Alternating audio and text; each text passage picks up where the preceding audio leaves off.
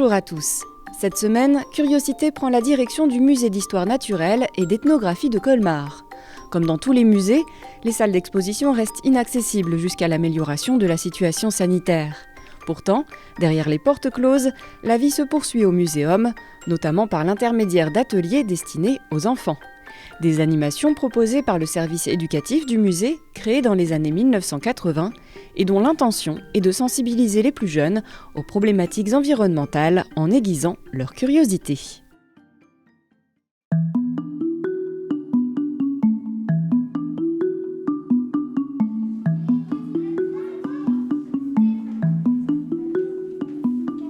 Je suis Caroline Pernin et je suis la vice-présidente de la Société d'histoire naturelle et d'ethnographie de Colmar. Et j'ai commencé en fait au musée en tant que chargée de mission, donc en tant que professeur, qui est mon métier, professeur de sciences et vie de la Terre, au sein donc du service pédagogique. Alors le service pédagogique a été créé par un de mes confrères en fait, Martial Boutantin, qui était membre de la Société d'histoire naturelle et professeur aussi de sciences et vie de la Terre, avec une formation assez poussée en géologie. Et il a créé ce service dans les années 1980-1984. Il lui semblait très important de pouvoir justement présenter des activités pour des publics scolaires. Et en fait, ce service s'est développé, je dirais, comme dans beaucoup de structures muséales, pour s'adapter aux besoins des enseignants, c'est-à-dire être de vrais outils finalement pour les enseignants et permettre la médiation avec les différents objets du musée. Donc nous ici, ce sont plus les objets liés avec les sciences de la vie et de la terre, mais aussi l'histoire-géographie avec toute la collection d'ethnographie, l'égyptologie. Donc c'est vrai que c'est un musée finalement qui est assez vaste au niveau des objets et donc qui permet d'intervenir auprès de différents publics enseignants.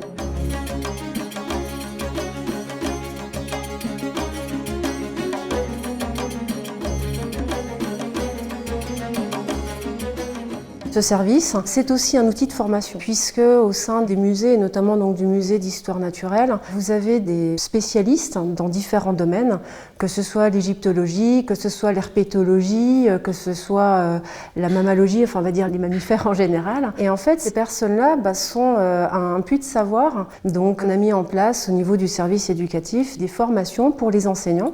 Donc soit ce qu'on appelle les formations continues pour des enseignants qui travaillent déjà, soit en formation initiale. Donc pour les jeunes enseignants, pour leur montrer comment utiliser les musées en général avec leur classe en fonction de l'âge des enfants, qu'est-ce que l'on peut faire avec une structure comme celle de Colmar. Alors au quotidien dans le service éducatif, on a donc, et c'est le pilier central, on a donc Delphine, l'animatrice, il y a donc moi-même en tant que vice-présidente de la société, Claire qui est notre directrice du musée, et puis bien évidemment le président de la société. C'est un travail on va dire en partenariat, donc on a vraiment ces 4 personnes qui sont tout le temps présentes et qui échangeons énormément pour pouvoir mettre en place les différents projets, définir un petit peu ce vers quoi on veut tendre. Et puis aussi, il y a tous les acteurs du musée, donc les bénévoles de la société. Après, on a également donc des soutiens. Donc on a la chance d'avoir une personne que l'on appelle un chargé de mission, donc qui est un enseignant qui a une mission de la délégation académique à l'action culturelle, donc du rectorat de Strasbourg, et qui intervient chez nous quelques heures par semaine, mais qui nous permet de voir si ce que nous proposons est bien cohérent par rapport au programme scolaire. Donc c'est vraiment pour le public scolaire. Ça nous permet vraiment aussi d'avoir un autre regard, de ne pas rester enfermé. Et puis donc en fonction, je dirais, des projets que nous souhaitons développer, on peut avoir un enseignant plus en sciences de la vie et de la terre, ou plus en histoire géo, ou dans les arts, en fonction de ce que l'on va développer.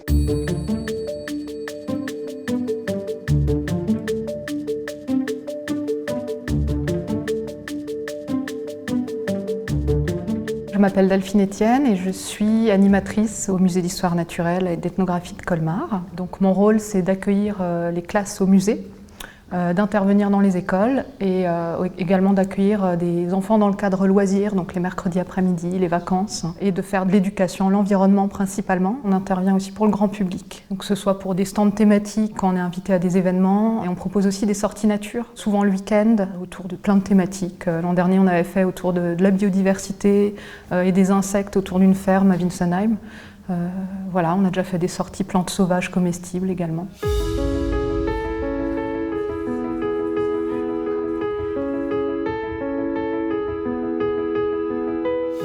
Aujourd'hui, c'est une après-midi qui est dans le cadre d'une semaine d'ateliers des vacances. Donc, le thème de la semaine, c'est la nature la nuit. On a commencé à aborder un petit peu les animaux nocturnes. On a fait une petite visite pour voir un petit peu aussi les animaux naturalisés qu'on a en fait aussi dans nos collections. Et cet après-midi, on va plutôt parler astronomie. On essaye de varier le rythme, donc ça va être des jeux, puis après un petit temps d'échange.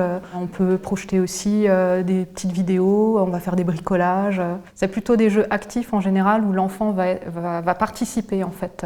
C'est pas du frontal, on présente des choses. Par exemple, on va avoir un petit jeu qui parle des constellations. Donc d'abord, on va introduire c'est quoi une constellation. Et en fait, c'est un jeu où ils vont toucher en fait des constellations qui ont été marquées avec des petites punaises en fait sur un carton. Ils vont avoir un drap au-dessus, ils vont juste sentir. Donc au toucher, en fait, ils vont devoir retrouver de quelle constellation il s'agit, quoi. Voilà, et à 16h, en général, il y a le goûter. Donc on le prend ici, ou alors quand il fait beau, on va à l'extérieur. On peut aller le long de la Laure, par exemple, dans le parc. Voilà, il y a plein de possibilités, en fait. Même en plein centre-ville, d'aller voir un peu la nature environnante aussi, pour faire le lien avec les collections du musée et puis ce qu'on voit à l'extérieur.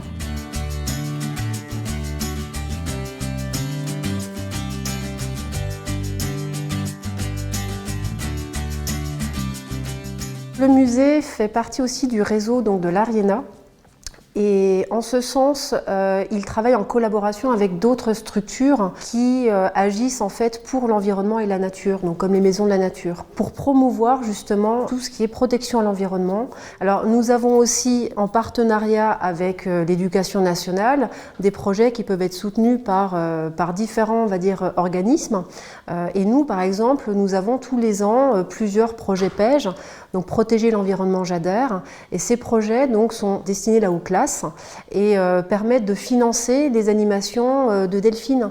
Et ceci donc est intéressant pour les écoles parce qu'ils peuvent avoir comme ça une formation, on peut apporter des objets du musée, des jeux du musée, enfin réaliser des activités en classe pour former et informer les jeunes.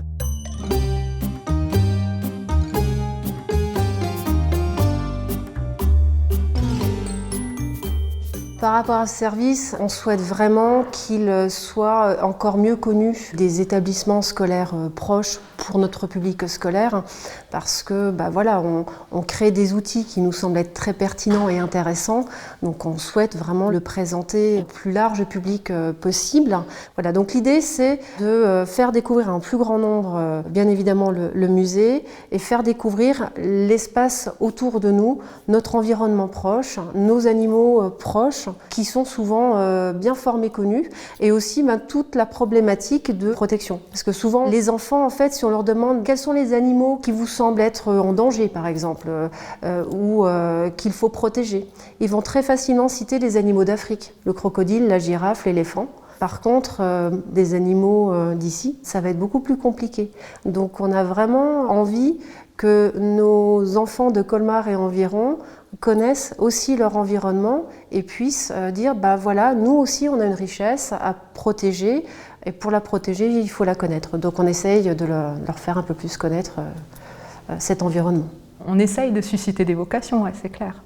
Le but c'est aussi qu'en effet les enfants puissent refaire des choses chez eux, qu'ils soient curieux aussi chez eux. L'éducation à l'environnement, voilà, c'est l'avenir. Il faut qu'on arrive aujourd'hui à faire changer les mentalités, à sensibiliser aussi justement les plus jeunes à ces problématiques environnementales et à créer un lien entre eux et la nature. En fait, c'est ça surtout qui est important parce que voilà, si on arrive à apprécier la nature, c'est là qu'on va la protéger. Et puis il y a tout ce rôle aussi en tant que musée d'histoire naturelle de transmission, d'apport de connaissances autour des sciences de la vie et de la terre. Donc on a un rôle, je pense, assez important à jouer auprès des enfants, en effet.